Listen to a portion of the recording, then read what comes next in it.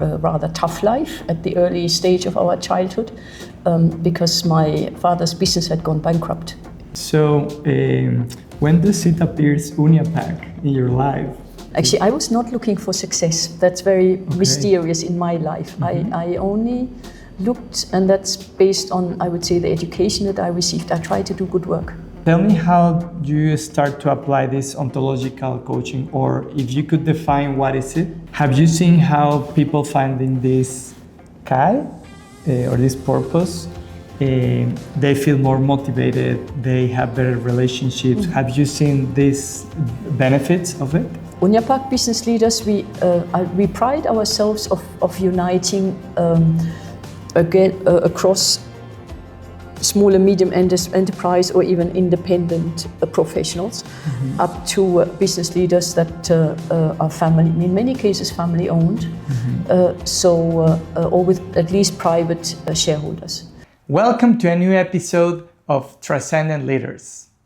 I'm very honored to have here with me today a Sigrid Marz. Let me introduce her to you. Sigrid Marz has been serving UNIAPAC as a president since 2024. She stepped up into this role after having served as president of UNIAPAC Europe. Prior to that, she held several board positions in Belgium, Europe, and at the UNIAPAC Foundation. Sigrid has dedicated her professional career to management consulting, recruitment, and coaching. After a career start in strategy consulting, Sigrid has developed her competencies in the art of questioning and relationship management, with top management as a partner working for 2 global executive search firms. During these years of professional life, Sigrid developed a profound interest in the human being when it is confronted with difficult decision-making, challenges, and responsibilities.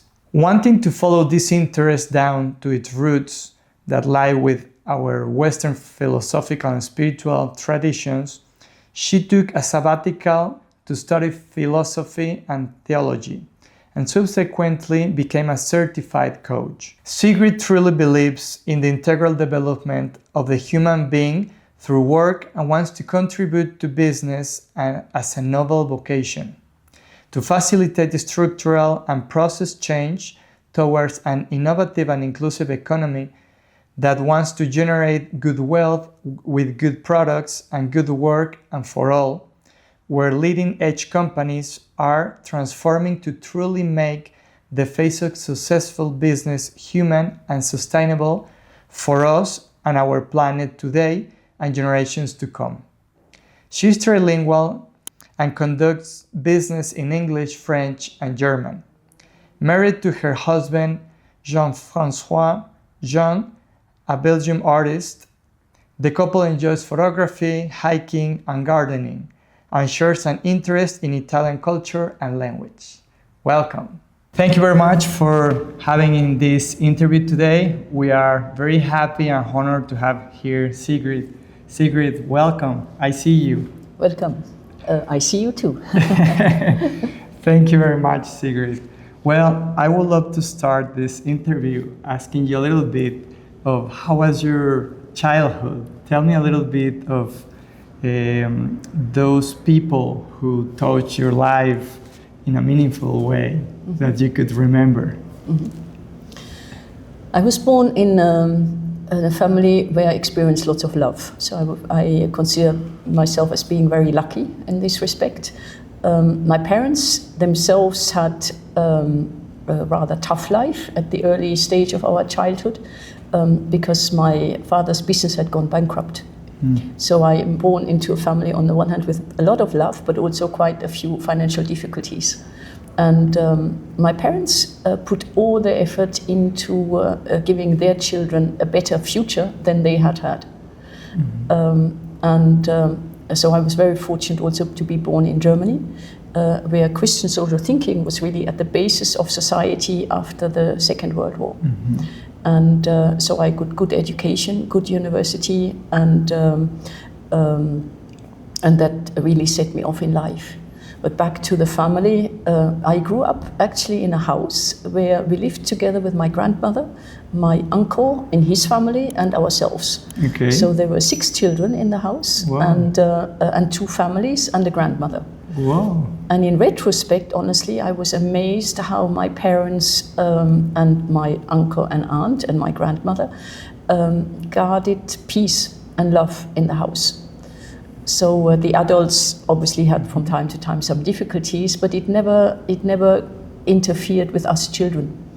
Tell me about that experience, because I've seen a documentary in Netflix that talk about happiness, and they specifically talk about this setup of family that live many families inside. And it's very helpful because, I don't know, it's different how they communicate, how they hang to each other. How was for you that experience?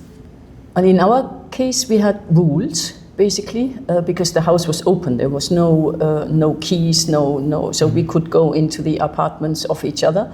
But we were invited to respect certain rules in terms of knocking on the door or like general politeness. But also very much of managing the boundaries, meaning the 2 families stayed as 2 families, not sort of one big group.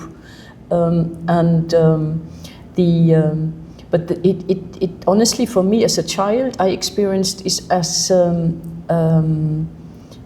normal. And only later I realized that sometimes brothers and sisters had big difficulties. So for me, that was the norm. Wow. And you also learn how to collaborate and to help the others. And yeah, honestly, in childhood it was a little bit more like playing with cousins and brothers and sisters.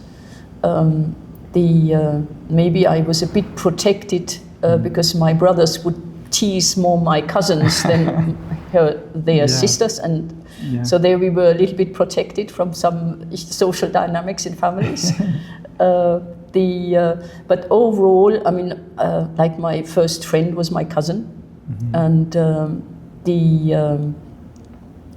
also with my grandmother, I think it was good to have her in the house. Although today that's often no longer the case, at least in Europe. But I always remember that. For example, I'll give you one anecdote. Before we could watch television, television was in the living room of my grandmother, so we had to ask her. Okay. And that was always a big moment, a big hurdle before. Do you really want to watch a film? Because you have to ask grandmother. Yes. So you couldn't just turn it on or decide by yourself. Okay.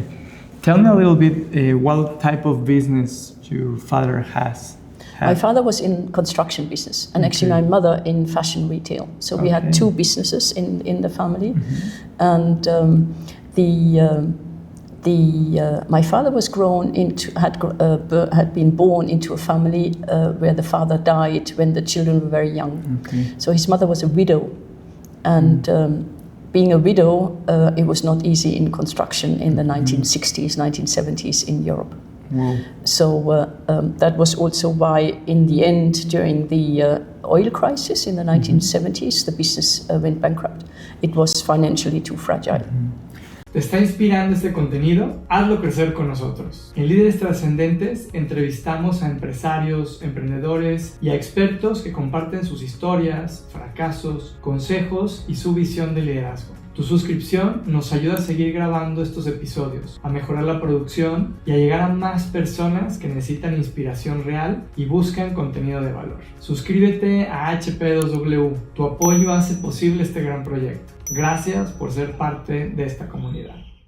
And what image do you remember of your father dealing with that? Because he had to come to their house and pretend that everything is okay to bring peace. No. But how was your image? I was too young. I was, 4 or 5 years old, so I wouldn't recognize. Okay. In which city were you living? I lived in a city in southern Germany, in Palatinate country, near Heidelberg. Okay. Rather rural, quite a few vineyards, but 40,000 inhabitants roughly. There's a university in the town, so it was a very lively city, very beautiful also, but a little bit small for me in the end. Okay. And do you remember any event or situation during your childhood or later on that taught you, or like an inflection point to start building your beliefs and what do you want to do in life, or that came later on? What to do in life came later, but I remember at one stage leaving Mass on a Sunday morning, and I said to my father, after leaving Mass, I'm happy. So there was a lot of joy in me, and I, for example, never contested going to Mass. For me, that was just natural. And another moment was when I started listening to the sermon of the priest as a child, because I realized that actually what he was saying in the sermon was very interesting. So those were the two moments as a child. Like finding wisdom in their words. Yeah. Nice. Yeah. And tell me about what did you study and how did you decide which path to take? Yeah. Well, since my two parents were entrepreneurs, that it was I would say a easy choice to some extent. But I combined it with business studies at university. My parents hadn't gone to university, and on top of it, I added European business administration. So I wanted to really. It was in the late 1980s, 1990s. I really wanted to embrace Europe as opposed to Germany in my business career, and chose a subject which was called European Business Administration.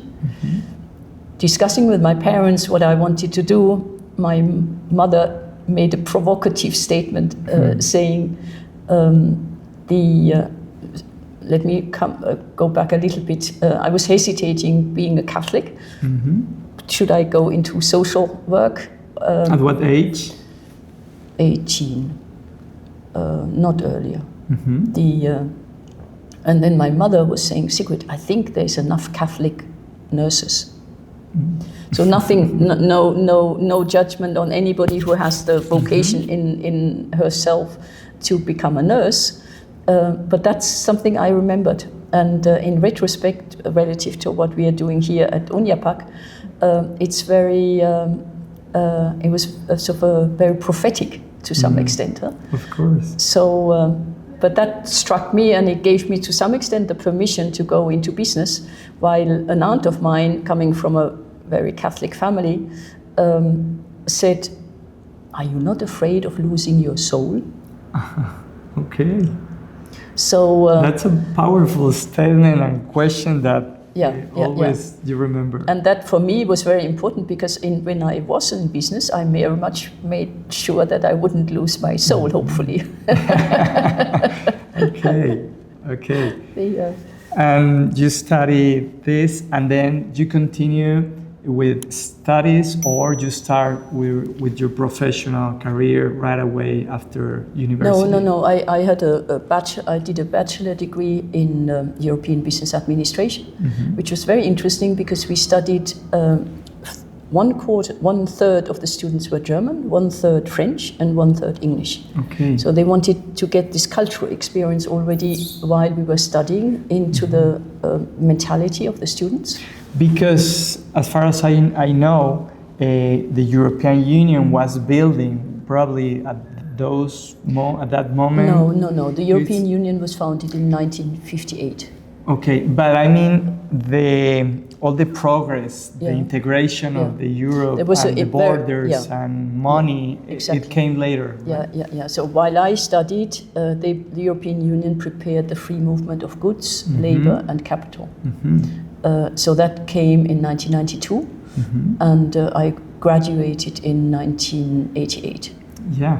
So, but then afterwards, since I was always interested in Europe, I topped up my bachelor degree with a study in European studies at the London School of Economics, where I wanted to to some extent have 1 year to do something what I'm passionate about, which is Europe, or I was passionate about at the time, and going to the LSE was a nice dot on the I would say, of my education. Great.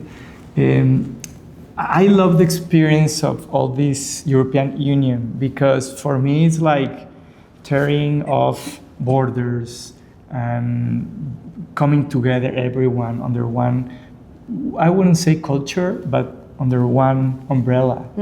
So I think that's something that we are missing right now in the whole human planet. So tell me about that experience and this mindset, this European mindset, that probably we need more of it. What do you think? Okay. I have to take it in two parts, because when I was studying, the history had, or history books, or also our course material, had eliminated Christianity from the European idea. Wow. So what I realized afterwards, also because of the work at UNIAPAC Europe, is that the idea of Europe is a deeply Christian idea. Because based on the disaster of the Second World War, the heads of state came together, and there were a few deeply spiritual people among them, but also socialists and atheists. But the Christian idea was the one that I would say set the theme in terms of we need peace in Europe, and everybody agreed to that, obviously. And today, and also science to some extent, or university education has eliminated this, the roots of the European Union in Christianity for a long time. And on top of it, during my university education. But I believed in Europe per se. I didn't know it was a Christian idea, because Adenauer was very Christian, and Schumann, especially the French founding father. And but what I found beautiful is that they work together. The socialists, the atheists, that is for me really the future also of Christianity. Inspire and then work together.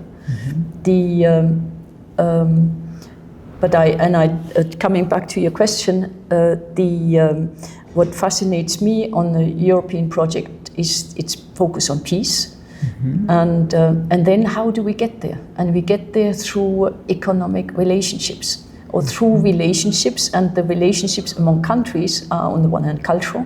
So there's obviously lots of cultural programs, but the body of the relationships are economical. They even tried at the beginning to become immediately political, but that was too early. And we are still struggling with this idea. Okay. At the time, France vetoed the sort of a European defense community, with the main focus to give a frame to German economic power, and also I would say the history of aggression in the 20th century. Okay. So, but for me, today, this is still the basis of economic activity. In the end, fundamentally, at some stage, it should serve peace. Right. Yes, that will be the main goal, right? Yeah. Correct. So, going back to your history, your story. So then, how did you start in the professional realm? I actually wanted to, after my studies in London, I had been 3 years in London by then. I wanted to come back to the European continent, because I had realized that London was much more, let me say, capitalist than the country I had grown up in. So Germany has really been marked by the social market economy, where you balance societal needs and economic dynamics. And London was pre-market economy at the time, as Margaret Thatcher, and who, for all sorts of reasons, also needed to reform England, but she went a long way into neoliberalist capitalism. And was working in London for 1 month, and I Okay. said to my employer, I'm going to go. So I made a definite choice that I wanted to work in the economic environment of continental Europe. And I started working for EY, a consulting firm, which is, so I stayed all my career in consulting, work and advising companies actually on what the changes in European legislation would mean for their company strategy. Okay. So how do we invest, how do we manage our investments in view of the new legislation of free people, free goods and free capital, free movement of capital. Okay, great. So when does it appears UNIAPAC in your life? UNIAPAC arrived in my life at a time of crisis. So a message I can give to everybody is make sure your roots are there. In my case, they were not enough there, because my career took off really to high levels of success and responsibility, but I wasn't sufficiently grounded, and I felt ill.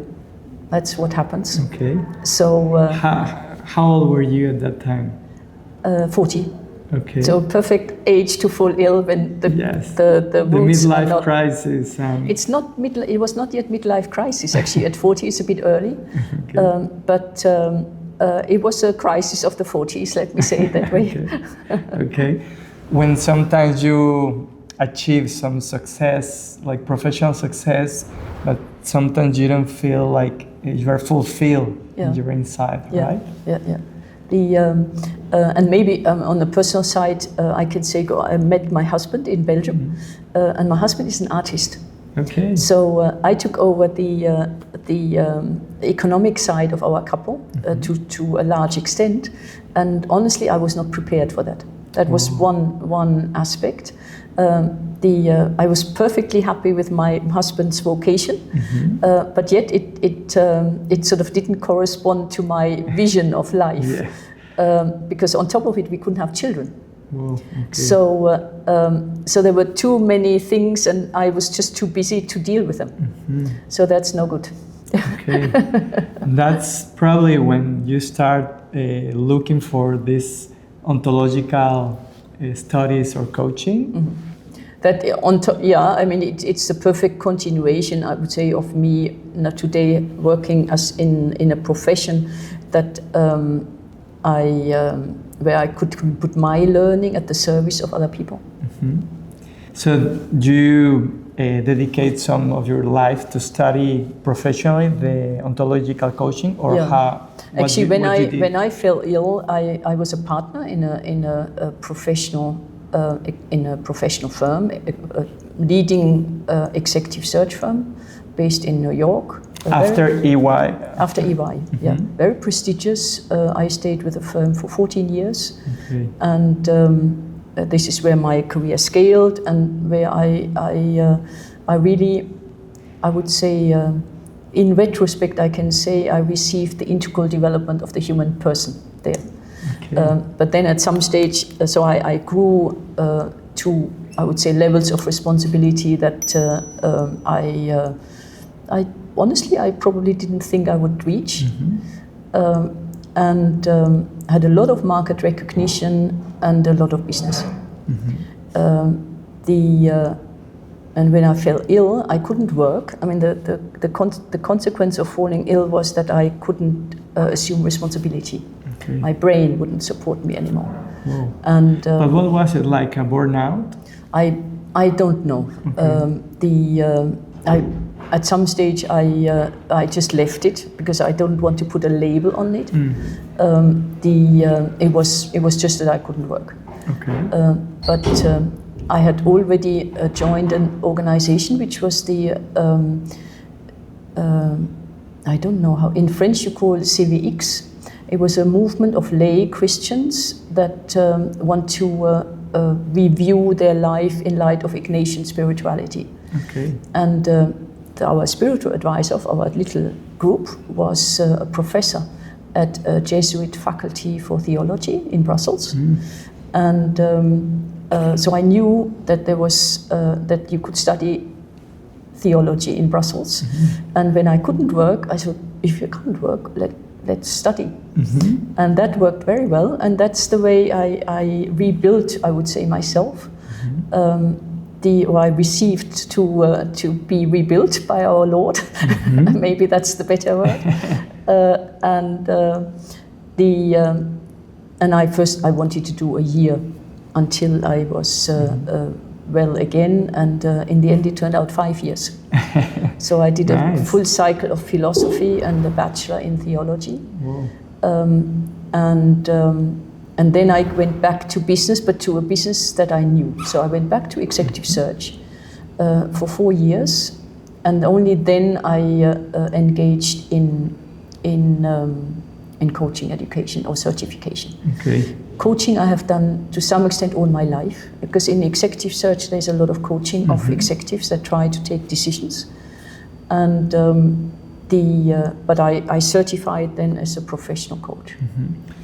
It's very interesting how people were always looking for professional success, but there is some time in our life that took us back to think what's really important in life, right? Yeah. Actually, I was not looking for success. That's very mysterious in my life. I only looked, and that's based on, I would say, the education that I received. I tried to do good work.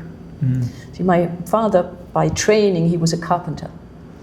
And with a roof, if it's not perfect, it won't hold.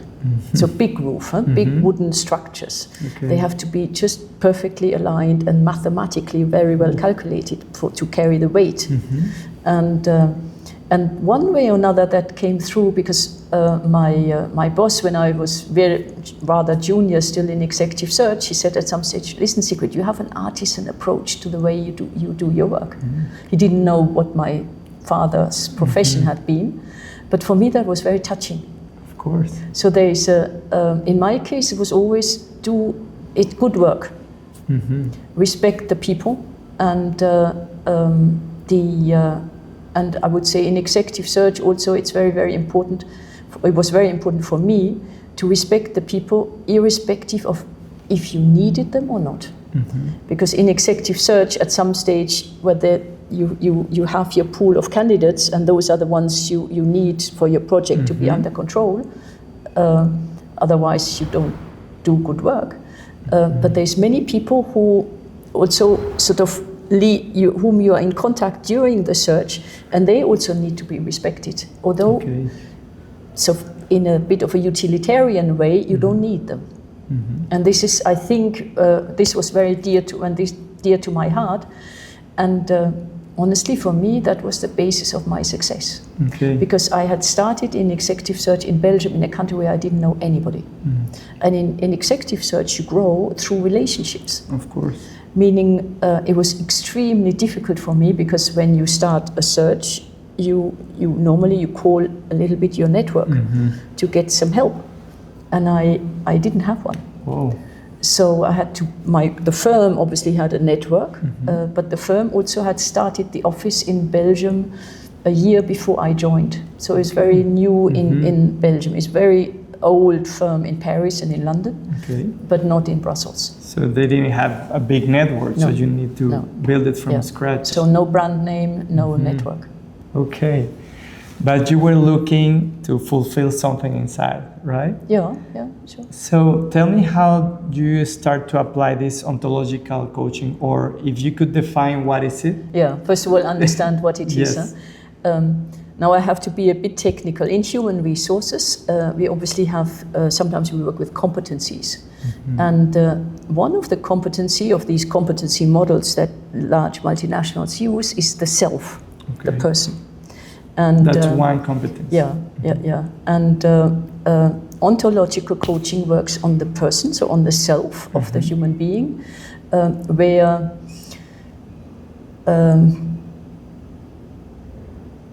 let me say, and let me make the link to Christianity.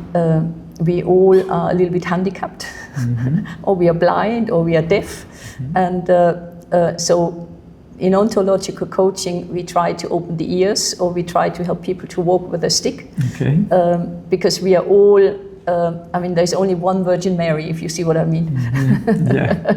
Yes. And but at some stage in human development, there's a phase where people feel, gosh, I would like to work on myself relative to an aspect which in my professional responsibility really doesn't serve me. Okay. And this is what ontological coaching focuses on. Meaning if an executive is very tough with his environment and he goes always for the result, well, what does that mean for the relationships? And at some stage, and even today, these people work together with coaches because the company would like to, I guess, honor the result orientation. But if you can't manage the relationships with everybody, with the people around you, with your colleagues, upwards or downwards, today you won't grow. So you won't be given additional responsibility. Right. So people recognize the qualities they watch, and then they get the chance to work with a coach to work on these aspects where the company feels, well, this is really a blocking factor for further professional growth. Building your relationships correctly. Yeah. This is just one example. Huh? Okay. Yeah. And does it has something to do with the logotherapy from Viktor Frankl? Viktor Frankl I like a lot as an author, but in my coaching I don't go on to the spiritual side of things. So this is I would say, unless people ask me to do so, but this is really a different domain. And I do realize that if people have access to the spiritual domain, their personal growth can at some stage be easier, but it can also more difficult if they are too blocked in some aspect. But in coaching, I don't cover this. This is really, let me say, the way I found it to express it as a Christian is what we humanize. The Holy Spirit can Christianize. So I'm really working on the humanization of the human being. A phase before. Yeah. Yeah. And I think human development starts from that point. But what about the finding purpose for people, helping people find their own purpose? That's part of it, isn't it? Yeah, definitely. In ontological coaching, we call that care. So purpose is another word, and we won't go into the differences between care and purpose. But in a business context, it's very interesting to talk about care because it touches more the heart. So when you are linked to purpose, we are already, I would say, on the domain of action. And in ontological coaching, we try to keep people, first of all, anchored in their care. So that we don't immediately jump to action. So it's first of all the being. Okay. And what is really important to me as a human being in life, and as a human being who is relational. Okay. See? So we hold the person as resourceful, creative, and whole. So not like in therapy, in terms of not immediately going into the illness of somebody. So we honor that there is a seed or a center in the human being that we all notice, because we need to have access to it when we want to grow. Right. And the desire to grow really is originated in this wholeness of the human being. And sometimes, obviously, there are still layers of dust or wounds. And those the person needs to be ready to want to work on them. Which is at certain moments in life where people want to do so, and others they don't. Okay. So it's rather simple, honestly. Have you seen how people finding this kai or this purpose? They feel more motivated, they have better relationships. Have you seen these benefits of it? Oh yeah. I give you one example. I was I was coaching an Asian national, but who lives in Europe, and who had worked all her life it was a woman, all her life in Europe, but still really living in an Asian culture, where she had reached considerable levels of responsibility, but she was still in a female world of India. And in Europe, that didn't serve her. So with her, we really worked on I would say, letting go of some of these cultural concepts, which in Europe don't serve her. Okay. So if she goes to India and that's the way she has to be in society, that may be one thing. But in Europe, she could loosen, and she realized that that's what she wanted to do. Okay. So. And professional life is very beautiful because it gives us many opportunities which are rather mundane to practice. And so it's not going deep into soul searching at all, but it's really going into, how do I practice something that I feel in the context where I'm doesn't serve me. Okay, great. So let's jump into UNIAPAC. Can you tell us a little bit what is UNIAPAC and what's the purpose and how you got in? How did I get there? The UNIAPAC is a federation of Christian business associations across the world. So 40,000 members, roughly around 40 associations members. So we federate associations that are very active in their national environment in order to have a global message in our globalized society.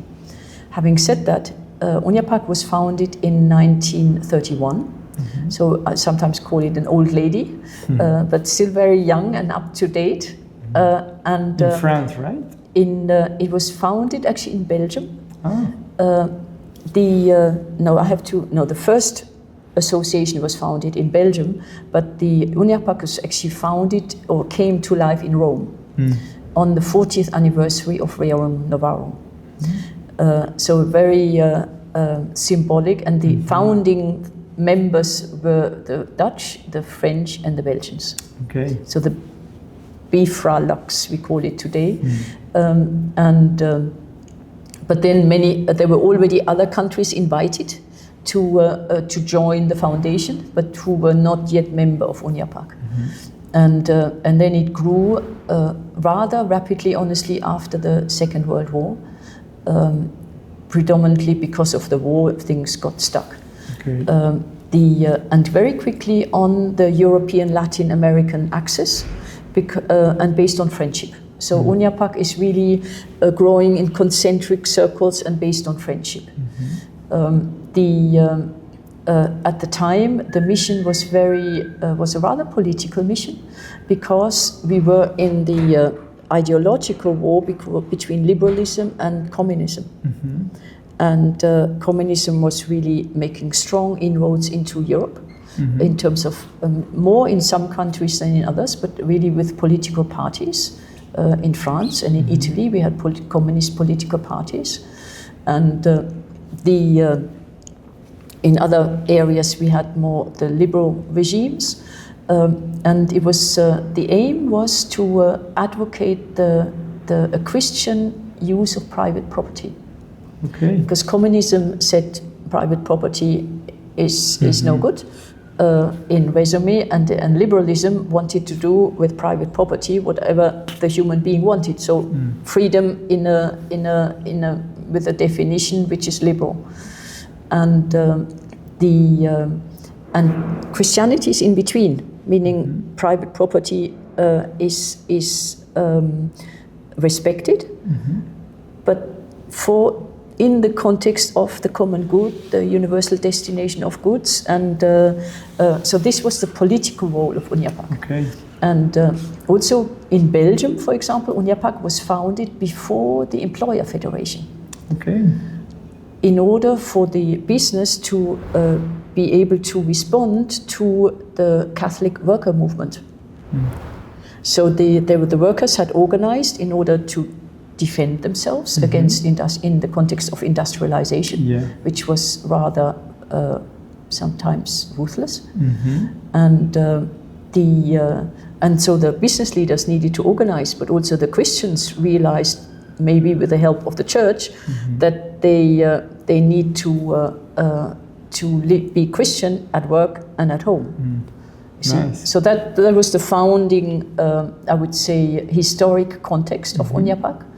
And a lot in Europe, a lot of the social legislation is really due to the work of these early Christians that then started working in the secularized employer federations and with the government on social legislation.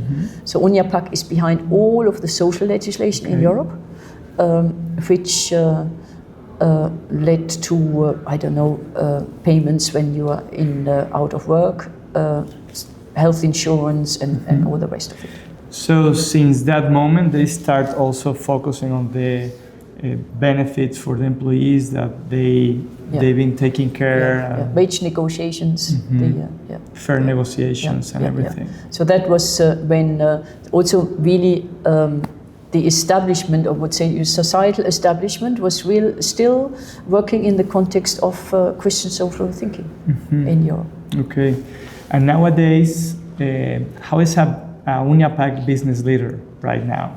How would you describe him or her? The UNIAPAC business leaders, we pride ourselves of uniting across small and medium enterprise or even independent professionals up to business leaders that are family, in many cases family owned, or with at least private shareholders. The publicly quoted companies are not really a target group for UNIAPAC because they don't have a religious connotation. We do have international executives that work for large multinationals as members, but they are in a minority. So it's mostly owner-managed business, but across many, many different sizes, with multi-billion-dollar companies going down to a professional who's working on his own as a self-managed person. And as far as I've been living to be part of USEM Jalisco here in Mexico, which is part of UNIAPAC. Everything is focused on the training or in values to business leaders, right? Yeah. We definitely focus on training. That happens predominantly at a national level because it can happen in the local language. And UNIAPAC gives inspiration. So the five pillars of UNIAPAC is encounter, where we organize meetings either online or in person. Like recently, we've been for the Jubilee in Rome. That was a classic UNIAPAC activity where we federate and go together to Rome. We go through the Holy Door together as business leaders and organize some conferences around.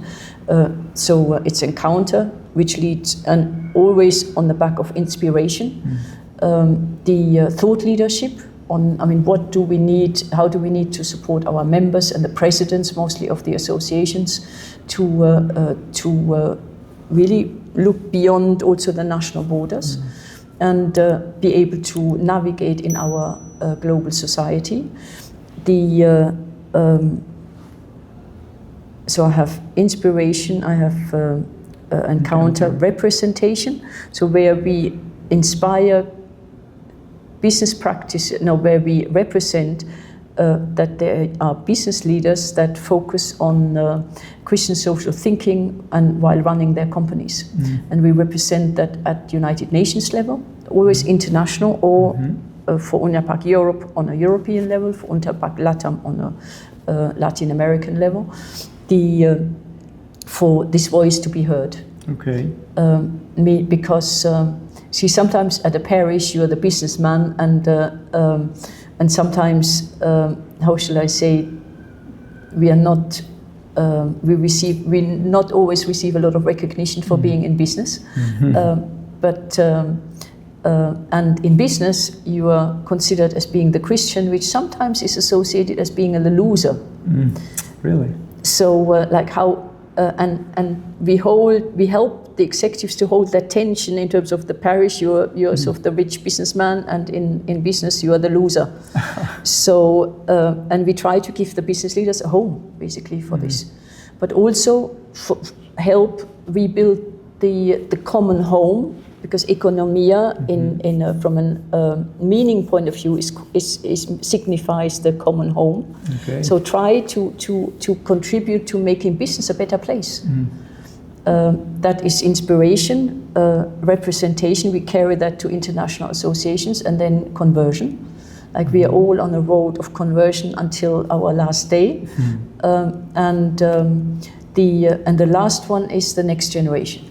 Okay. Meaning making our contribution that we can hand over an economy which is, where the planet is in agony at the moment, and where we need to turn around the ship and make a Christian contribution to that too. And I am very, very happy about the communion that I experience also with non-Christian business leaders, because there's a lot of really good things happening on the non-Christian and the Christian side, because I haven't met a single business leader who says, I want to destroy the planet. Right. See? Right. So, and there I think also at UNIAPAC we really have to focus on ties with non-Christian organizations, because there we all serve the same purpose. Right. Yes, we are looking all the good things for people and planet. Yeah. Yeah, so what will be in general your advice for business leaders in terms of integrating values in the regular business? I cite Jose Ignacio, and he said to me at some stage, because I asked him the same question, and he said, Sigrid, if you know what you stand on, where you stand, the action will follow. So you need to know where you stand, and that is some work that everybody has to work on, and it's easier to do so in a community.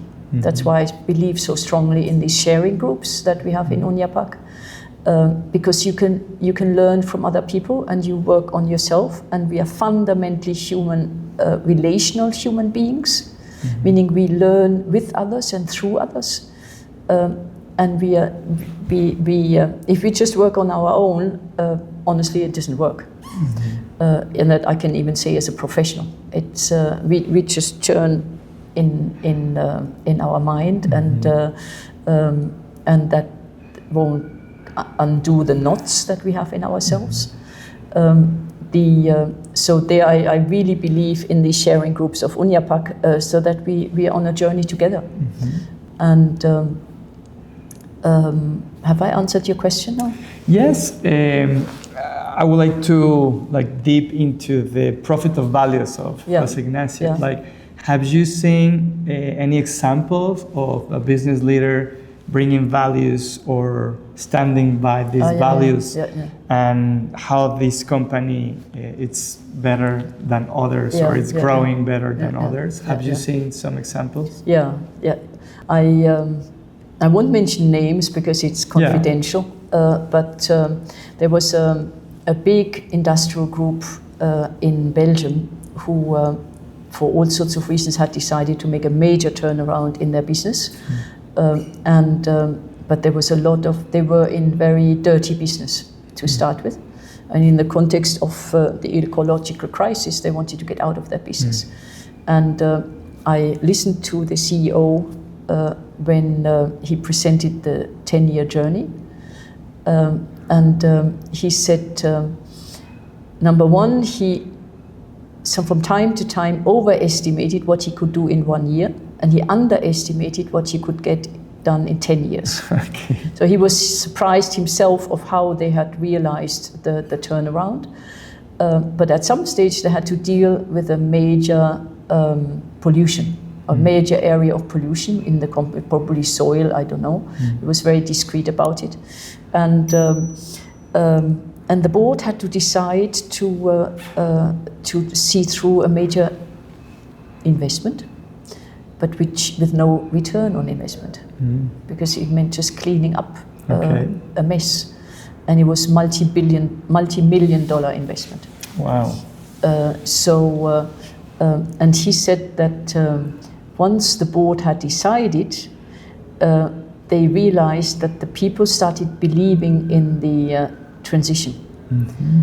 And for me, this was a gesture, I would say, that relates to the last chapter of the Profit of Values, which is the Eucharistic act. You were, at some stage during this transition, companies are faced with investments that they wish they wouldn't have to make. And for me, that's the Eucharistic act that the Profit of Value talks about in the last chapter.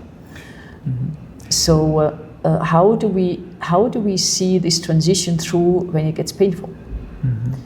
And where I would say we as Christians have spiritual support, but I think anybody will have to go through that. Right. So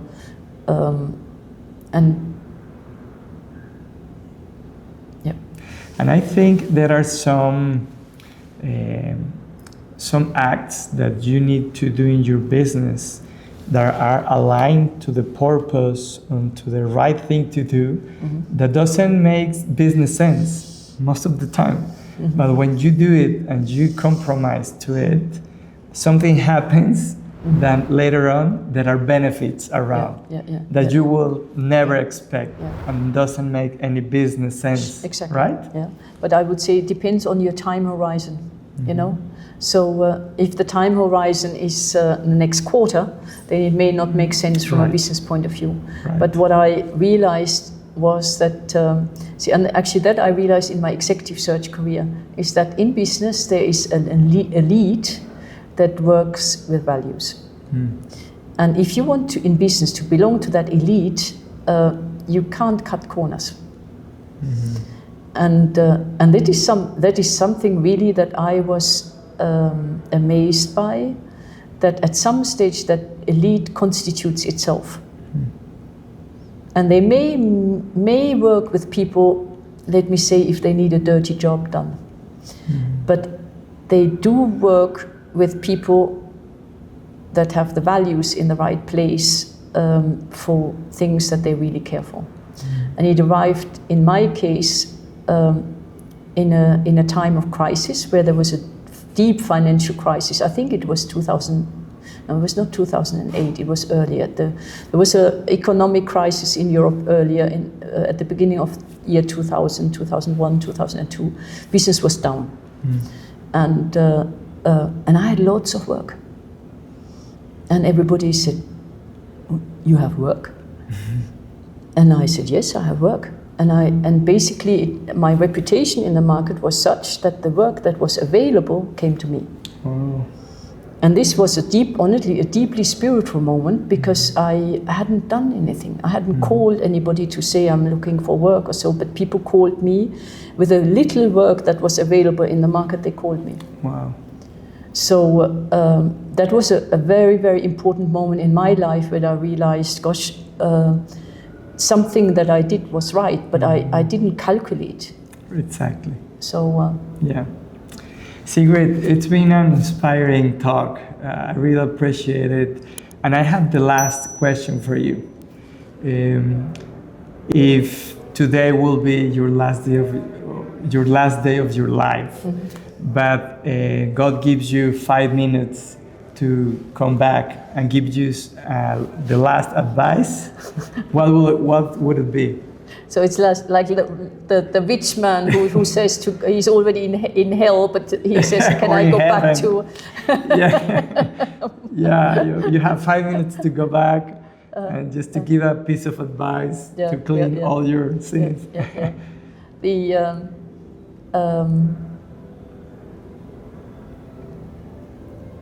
I would say to the business community is that we truly underestimate the good that we can do in this world, and that a company today has been identified, or the companies have been identified by our church as the agent of change and the agent for doing good.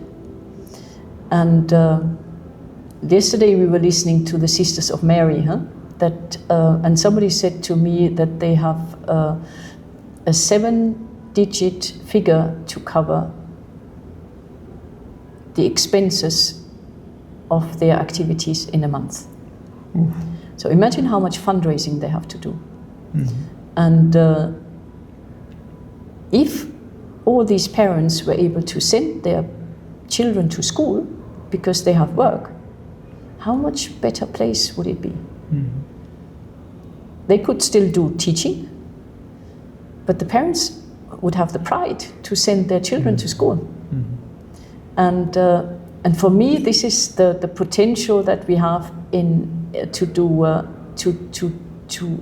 generate business activity that gives people work.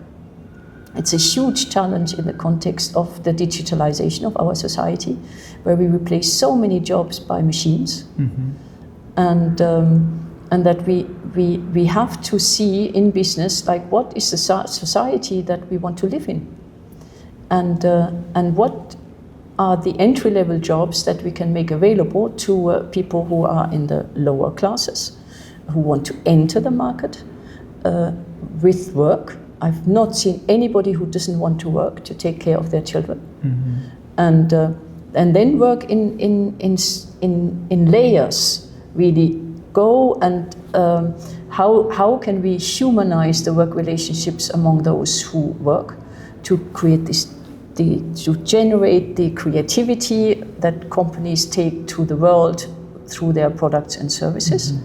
And then at the very high end, how can we contribute to managing that system? Because at the high end of the high wealth individuals, they can change the system. They have power. At the moment, we see a lot of powerful people focusing a lot on making us consume more time on the internet. Yes. So how can we, as Christians, contribute to humanizing that society where the internet is important, but putting it maybe into the right frame? And business is really has a tremendous opportunity to do good in the world, and I'd love to team up with anybody, Christian or non-Christian, because faith is a gift.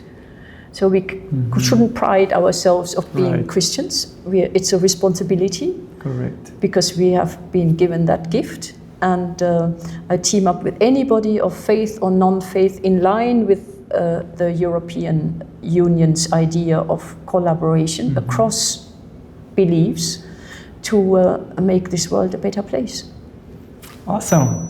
Sigrid, I really appreciate your time and your wisdom. Thank you very much. You're welcome. Thank you for your time. And thank you to all you guys and girls that are listening to this podcast. This was Transcendent Leaders. Thank you very much, and we'll see you in the next talk.